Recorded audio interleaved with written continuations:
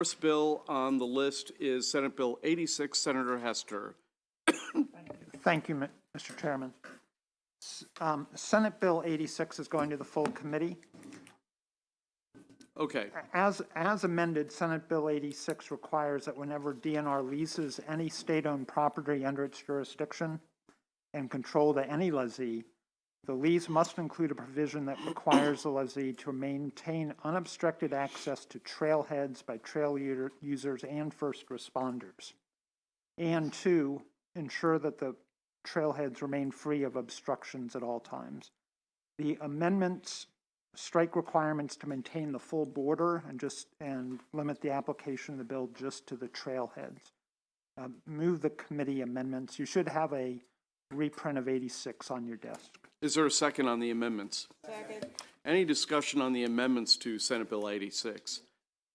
I don't see any, so we'll proceed to a vote. All those in favor of the amendments on Senate Bill 86 signify by saying aye. Opposed, no. The ayes seem to have it. The ayes have it. The bill's before us is amended. Is there a second? Any discussion on Senate Bill 86 before we proceed to a vote? All righty. Oh, we've got a question. Why did it not come before the subcommittee? We just had a subcommittee meeting. Why was it not coming? It was my decision. I felt it was not that complicated an issue, and I just wanted to expedite it. I made the decision yesterday. I don't, that's what it is. I don't do it very often, but toward the end of session, that's when I tend to move some bills straight to committee. Thank you. Okay. All right. All those in favor signify by saying aye. Any opposed? Okay, so Otto and Jay Jalisi are opposed. It looks like, is that Neil Parrott is absent with that? Okay, well, he's absent for this vote, so. Okay, so it's 22-2 with one absent. The Senate Bill 86 passes. Senate Bill 147. Oh, there we go. Thank you, Mr. Chair.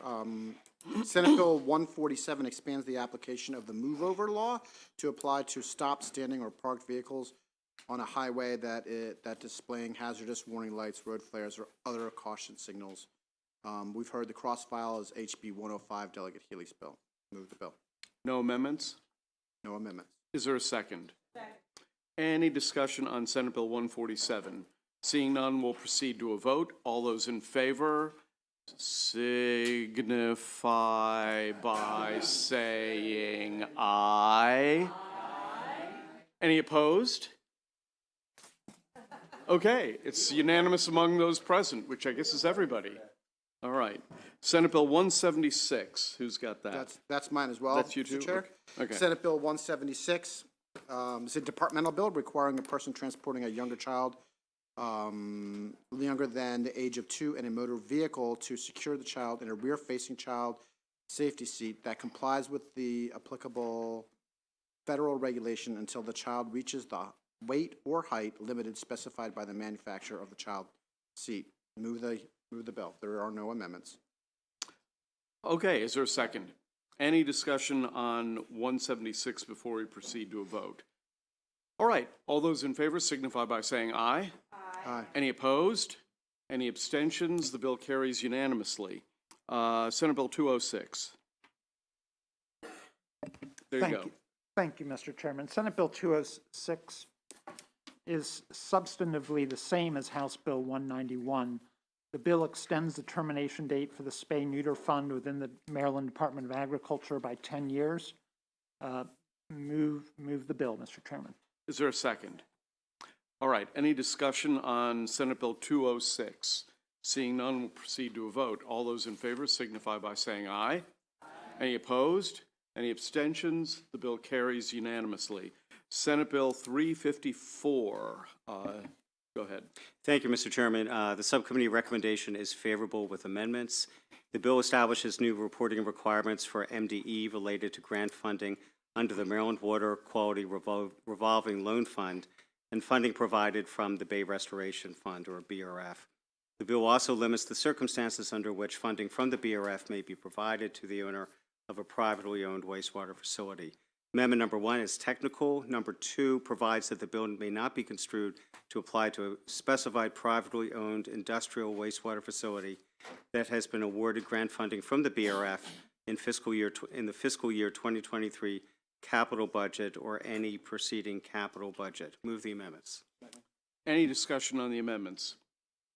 Seeing none, we'll proceed to a vote. All those in favor signify by saying aye. Any opposed? The ayes seem to have it. The ayes have it. Bills before us is amended. Is there a second?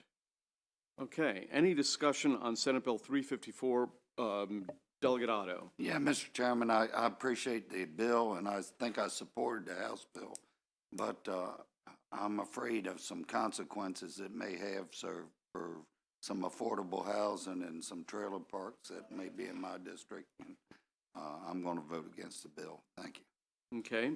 Anybody else? Okay, we'll proceed to a roll call vote. Roll call. Fine. Yes. Holmes. Aye. Learman. Fraser Hidalgo. Yes. Otto. No. Jacobs. Wyval. Ampry. Filiberti. Wells. Love.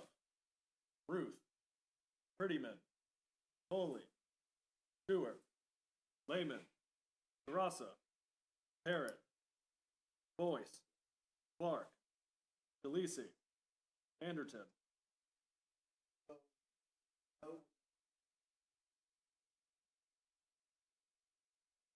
Okay. Gilchrist. Yeah. Healy. Aye. Chairman. Thank you for that inner monologue. The chairman votes yes. And it is 21-4. Okay. Senate Bill 381. Thank you, Mr. Chairman. This is the Wildlife Trafficking Prevention Bill. Prohibits a person from purchasing an item that the person knows or should know is a covered animal species, part, or product. It's the same posture as House Bill 52. Move the bill, Mr. Chairman. Is there a second? Second. Okay, any discussion on Senate Bill 381? Seeing none, let's go to a roll call vote. Stein. Yes. Holmes. Aye. Learman. Fraser Hidalgo. Yes. Otto. No. Jacobs. Wyval. Ampry. Filiberti. Wells. Love. Poker. Ruth. Ruth. Prettyman. Foley. Stewart. Lehman. Tarassa. Parrott. Boyce. Clark. DeLisi. Correct. Anderton. Gilchrist. Yes. Healy. Aye. Chairman. Chairman votes yes. And that would be 23-2. Well, it's a good thing I called the roll on that one. Okay, Senate Bill 427. Hold on, there we go. Senate Bill 427 is in the same posture as House Bill 682 that passed the House. Repeals the requirement that a person obtain a hunting license before hunting or attempting to hunt non-game birds and mammals. This is a Baltimore County bill, Mr. Chairman. And there are no amendments? No amendments. Is there a second? Okay, any discussion on this bill before we proceed to a vote? Okay, we'll have a voice vote. All those in favor signify by saying aye. Aye. Opposed? If you're opposed, put your hand up, please, so I can. Okay, so in opposition would be Lehman, Tarassa, Jay Jalisi. Anybody else? Did I miss anybody? Okay. Okay. The bill passes 22-3. Let's go to Senate Bill 455. Thank you, Mr. Chairman. Senate Bill 455 is in the same posture as House Bill 601 as it passed the House. Establishes a Chesapeake Bay and Coastal Sport Fishing License Pilot Program in DNR and a task force on recreational fishing data collection. Move the bill to no amendments. Is there a second? Any discussion on Senate Bill 455? Seeing none, we'll proceed to a vote. All those in favor signify by saying aye. Aye. Opposed, no. The ayes seem to have it. Yep, it's unanimous among those present, actually unanimous in the committee. So Senate Bill 579, I think that's you, Dave, right? House Bill 579 is in the same posture as House Bill 1150 as it passed. The House authorizes highway maintenance and service equipment or vehicles owned by the state or local jurisdictions to be equipped with display green flashing lights and simultaneously with the yellow and amber flashing lights. Move the bill. Is there a second? Okay, any discussion on Senate Bill 579? Seeing none, we'll proceed to a vote. All those in favor signify by saying aye. Any opposed? Any abstentions? The bill passes unanimously. Senate Bill 612, Dave. Thank you, Mr. Chair. House Bill 612 was voted out of subcommittee yesterday with the following subcommittee amendments. Amendment number 1 strikes the maximum 60-day incarceration penalty for lesser violations and substitutes it for a must-appear requirement. And amendment number 2 strikes the provision that increases the penalties for certain modified exhaust or other noise abatement systems. Move the amendments. Okay, just so very quickly, describe to us what the bill does after those amendments. Okay, so the bill basically increases points and penalties for speed racing, doing donuts, that kind of thing, what we've seen and heard in the subcommittee. But it does not allow for jail time, and it takes out the whole exhaust conversation. All of that exhaust stuff comes out. It allows for impoundment of vehicles? Yes, Okay, because that basically did a pretty good job in Ocean City, didn't it?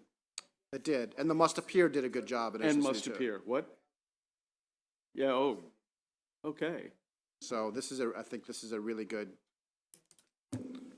Okay, Delegate Weigel.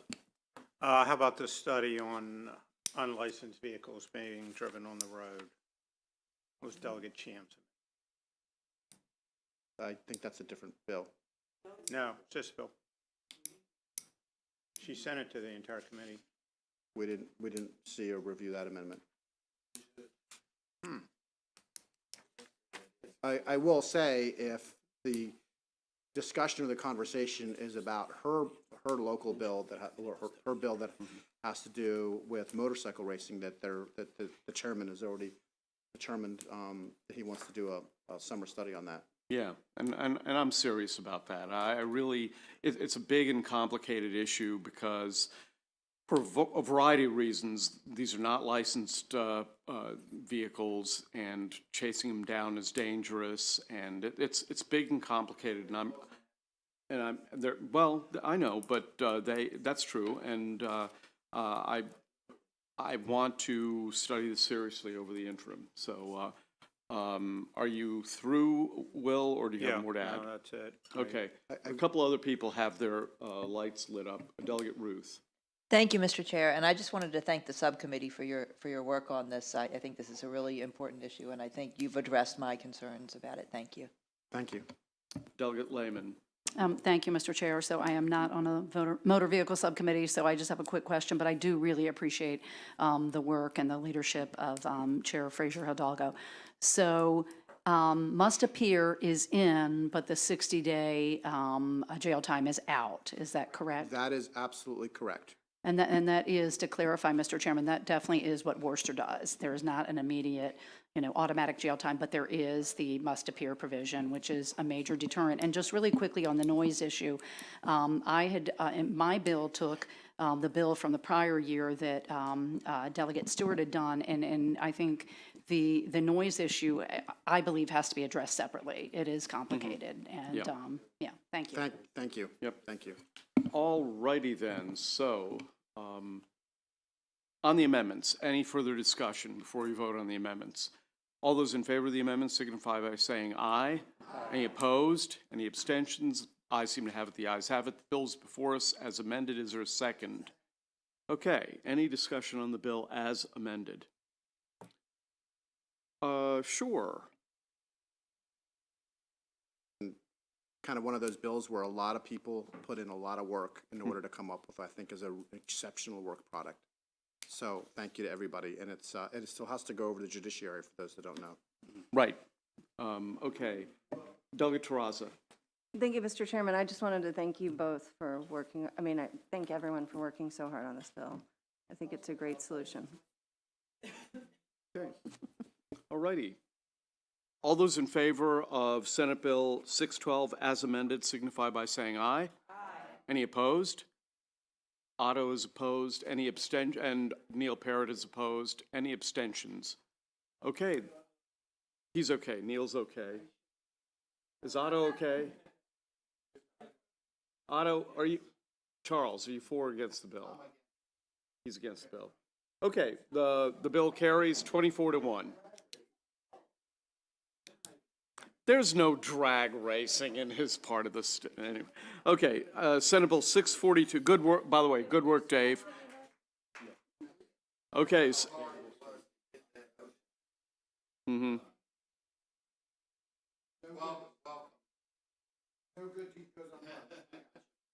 Okay. Senate Bill 642. Dave. Thank you, Mr. Chair. So House Bill Senate Bill 642 was voted out of subcommittee with one amendment that makes the bill an emergency measure. Move the amendment. Is there any discussion on the amendment to make it an emergency bill? Seeing none, we'll proceed to a vote. All those in favor signify by saying aye. Opposed, no. The ayes seem to have it. The ayes have it. The bill is before us as amended. Is there a second? Second. Any discussion on Senate Bill 642 before we vote? Seeing none, we'll vote. All those in favor signify by saying aye. Aye. Any opposed? Any abstaining? The bill carries unanimously. Senate Bill 703. I'll explain more later. Thank you, Mr. Chair. I'm getting there. So, Yeah, okay. Senate Bill 703, motor vehicle registration exception for golf carts, was voted unfavorably out of subcommittee, or wasn't moved. Unfavorably. Unfavorable. Right, okay. Is there a second? Okay, any discussion on the unfavorable motion? All right, we're going to vote on the sure, okay, well, here we go. Delegate Weigel. Thank you, Mr. Chairman. So the amendment proposed by Senator Huff wasn't acceptable? That wasn't the only issue. That was one of the issues. The other issue with the bill is what we have been looking at as a whole for the golf cart related bills is to ensure that we limit our exposure and people getting hurt. And so what we've done with the golf cart bills is we've limited them to islands, retirement communities, areas that have like very limited ingress and egress, areas that aren't populated heavily. And this particular area is populated heavily, and there are multiple avenues of ingress and egress, and we felt that that didn't fit the parameters of moving golf cart bills forward.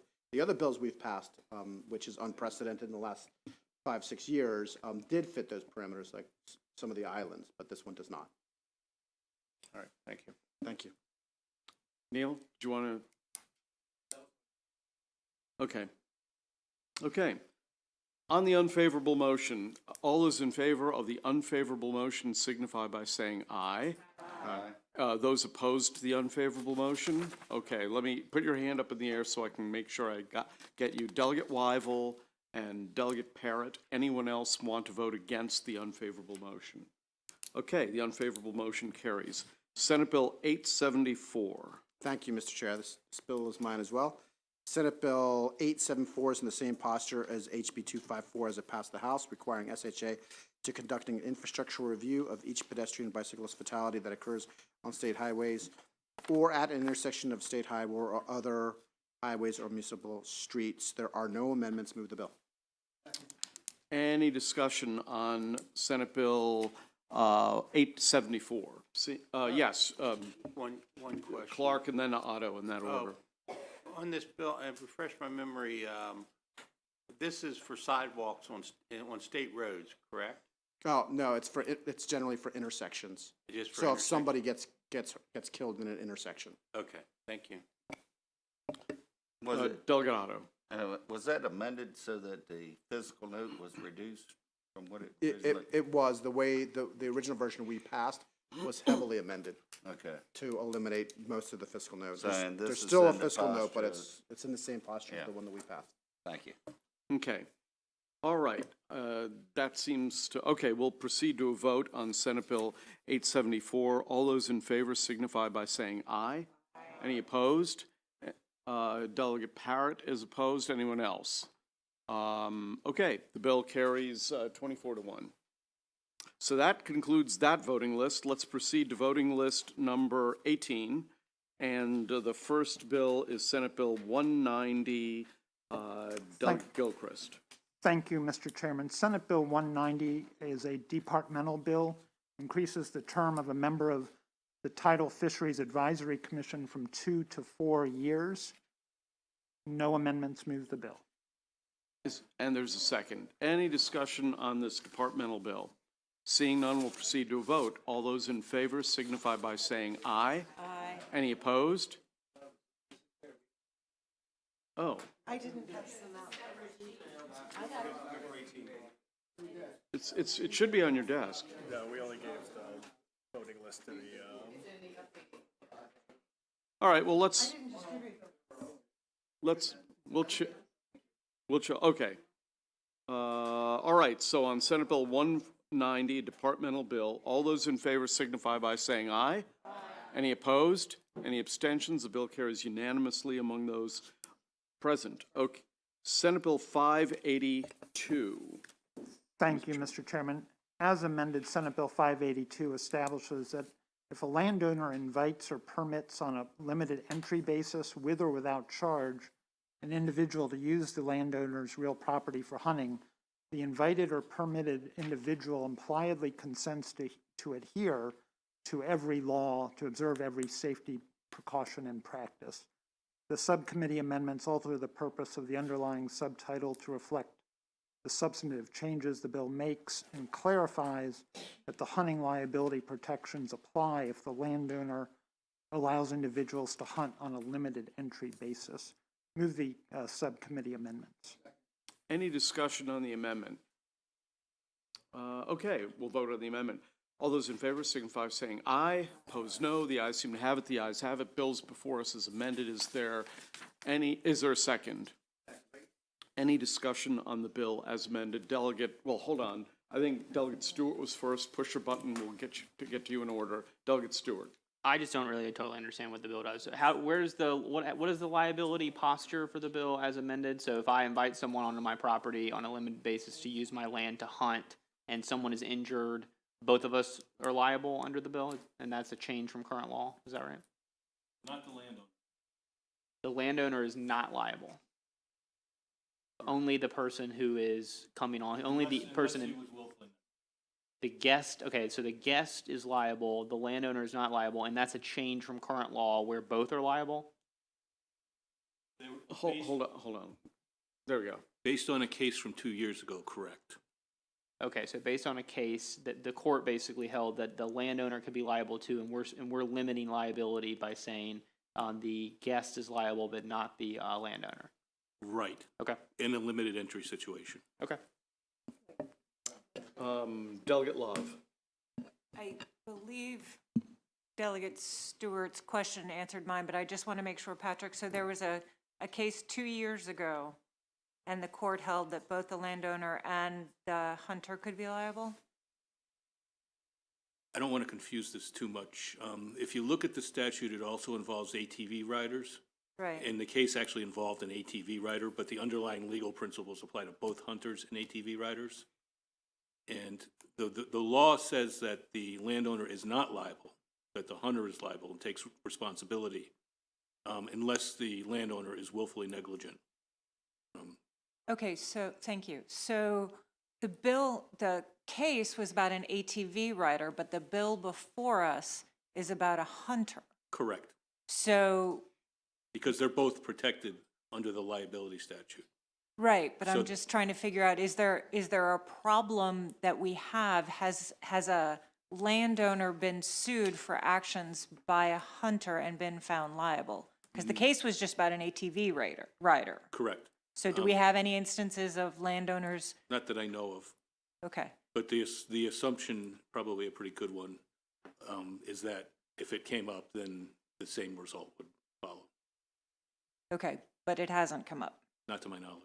Okay, thank you. If you want to speak, just push your button and you'll be recognized in order. If you unpush your button and then re-push it, you'll go to the back of the line. Doug Parrott. Thank you, Mr. Chairman. The Maryland Farm Bureau was okay with it if they supported it with an amendment. Was that amendment included in the bill? Did they support it now? The Maryland Farm Bureau. Hold on a second. Let me let you up there. There we go, Jim. The Farm Bureau supports the bill. As it is, Yes. after the amendments. Okay, Yes. thank you. Delegate Jalisi. Thank you, Mr. Chair. I was in the subcommittee meeting, I understand the bill. You just said about limited entry situation. What does that mean? That means you don't have to open the land up to the public. So non-public, landowner could be selective and it's not, and allow. You could invite your work buddies, you could invite a hunt club. And then you said something about how the law is now, about something about ATVs and Well, hunters. this provision of law applies to ATV riders who are allowed under private property, hunters who are allowed under private No, property. it reduces the liability of the landowner or increases it? That's all Reduces. reduces it. Okay, thank you, Mr. Chair. Delegate Lehman. Thank you, Mr. Chairman. So I thought, as this was explained to us in committee, because we just discussed this and asked a lot of questions, I thought this centered around the court decision that essentially said that a private property owner had to allow, like, the whole public any use of the property. And that is what we were mainly trying to do, is reassert what had already been in the law, which is to say, it's not that the whole public should have access to private property, to any one person's private property. They don't have to invite everyone in, just, whomever it is that asks. I think that's right. But is that accurate? That's what's at the Yes. heart of this? Yes. Delegate Amprey. Yes, my line of question kind of goes along with Delegate Love's, and I'm trying to understand the narrow nature of the decision here. And so hunting, this is only applicable to hunting. So if someone were to have someone on their property for range shooting, then this wouldn't be applicable? No. So you have to be hunting with a gun. You can't just be shooting a gun. Okay. So it's this is only, and I'm trying to understand why was the bill tailored to be so narrow? I understand that it makes sense liability wise, but I'm trying to understand why the narrowness of the bill just on hunting. That's what the sponsors introduced. Delegate Terrazza. So, thank you, Mr. Chairman. I guess what I'm trying to understand is, I guess I don't understand the limited entry piece, and I also don't understand whether we're going back to what the law is, or where law was before the case, or whether we're offering additional protections for the landowner. Well, the goal is to go back to what the law was, what the practice was before the case. Which was to For- hold the for hunting. hunter, which was to hold the hunter liable and not the landowner. Right, unless the landowner was, I believe the term is willfully And is this, negligent. and then where does the injury have to occur? Where? Yeah. Anywhere on the property, I suppose. What, does it have to be on the property? Well, yeah, well, the landowner wouldn't be liable if it wasn't on his property. Except for if well, that's what I'm asking, like, Do you mean that if if a person or a person's property were off the plot of land and were injured, would the liability convey Right. in that instance? I presume it would. Well, the statute says that the liability is with the hunter unless the landowner is willfully negligent. So regardless of what scenario you come up with, it would be on the hunter. so this You could you be, were asking where the injury would be located, right? or if this would protect the landowner from injuries to somebody going by the property. So let me ask the question in a different way in order to get at your answer. Let's say I'm the property owner and Ben is the hunter, and I'm not negligent, but he fires his rifle and injures a person off my property. He would be liable, correct? Correct. But because I'm not negligent, I would not be liable if this Correct. law passed. But, okay. But Go ahead. but you're talking about a higher standard, right? You're saying willfully negligent, not just negligent. Right, That's a higher standard. that's current law. What do you mean it's current law? It's in the current law. Willfully negligent is in the current law. That part of it. Okay, The whole idea of the statute is to encourage people to open up their land to to allow. hunting. To allow hunters. And the basis of that is because, well, A, outdoor recreation, and B, 70% of deer that are harvested in the state are on private land. Okay, so it's to encourage hunting. Okay, thank you. Delegate Stewart. Thank you, Mr. Chair. Sorry, Patrick, again, to put you through the ringer here. Could you just walk us through this with and without charge amendment that was added? Was that added by us or was that added by the Senate? Because it came in, and my understanding is it came in saying that we're talking about a scenario where a landowner is providing their property without charge, like to a buddy, like to a friend to come hunt. I can kind of understand that. But the with charge element makes it sound like this is now turned into a bit of a business where we're giving almost a waiver of business liability. I don't know if I would call these businesses, but certainly not big business. But it's a good question. The Senate bill, I believe, and Delegate Clark may be able to shine a little more light on it. The Senate bill, they added it on as an amendment on the Senate floor, or in the Senate committee. The House bill came in drafted that way. Okay. Got it. But the language with or without charge is in the bill because that was the practice. Got it. And so I guess it was initially conceived of, okay, we're talking about some friends letting other friends use the property, but now the bill that's before us would essentially allow a small business or someone who is making some side income renting out their property to essentially escape liability except for willful or malicious negligence. So basically, essentially, to me, it seems like what we're doing is we're allowing businesses to, for example, not have to do any sort of background checks or, kind of just, go completely laissez-faire about who's coming onto their property in terms of training or background or whatever. And we're just kind of saying, we'll see what happens. I mean, you don't have to answer that, but. Well, all I can say is that was the practice until 2 years ago. Right. Okay. All right. Thank you. Who was there a cross file? They were not labeled as cross files because they were slightly different, but Delegate Clark's bill is very, very similar. Okay. Next up, Delegate Love. Thank you, Mr. Chair, for the second bite of the apple. Still trying to wrap my head around the court case and what current law is and then what this amendment does. Was there any discussion in the subcommittee, because current law includes cross-country skiing, using an OHV, or hunting, and the court case was only about ATV, was there any discussion in subcommittee about mirroring the bill to the current statute, including cross-country skiing and OHV? Not in my memory. No, we did not bring that up, and no amendments were offered like that. Okay. Thank you. Delegate Clark, do you still want to speak? Okay. Any further discussion or debate on this matter before we proceed to a vote? Okay. The bill has been seconded. Oh, go ahead. I guess I would just like to, I'm just curious, was this requested by DNR?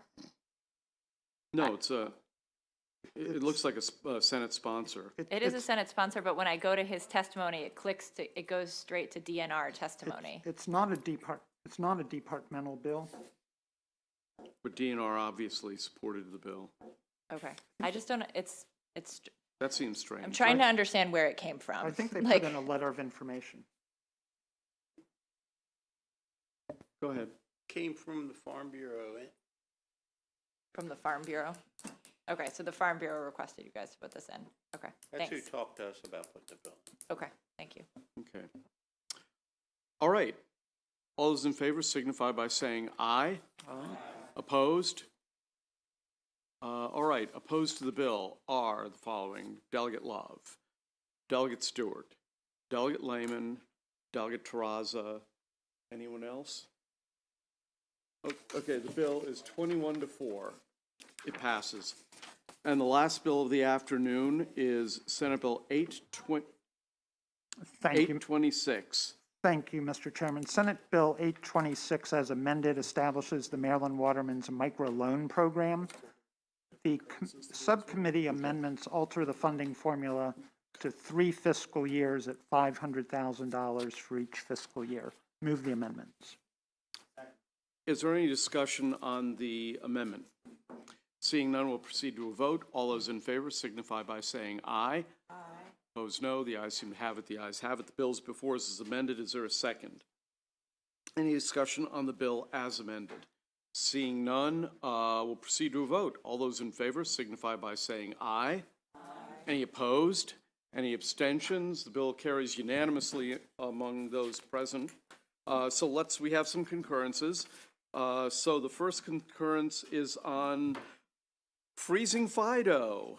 It's the layman bill, and it's been amended in the Senate, and basically, and this was amended in a manner that is okay with the sponsor, I believe, correct? Okay, so the motion is to concur in the Senate amendments. No, there is no amendment to rename the bill. No, and, yep, okay. All those in favor signify by saying aye. Aye. Any opposed? Any abstentions? We concur. Okay, and then finally, we have a Dorchester County bill and Delegate Sample, Hughes, and Motts, and this is a electric golf cart bill for Hoopers and Taylor's Island, and the amendment strikes a requirement that the golf carts be electric. Sorry, Dave. Yeah, I know.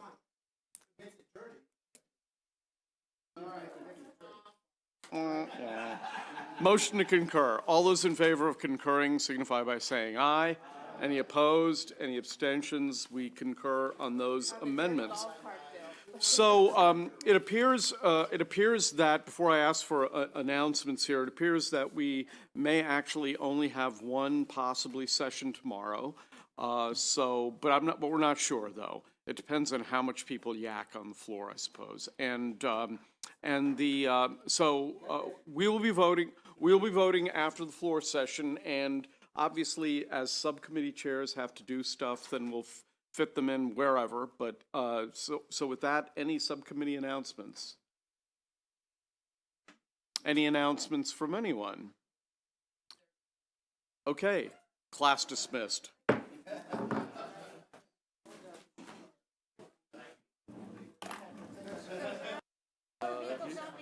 You said again.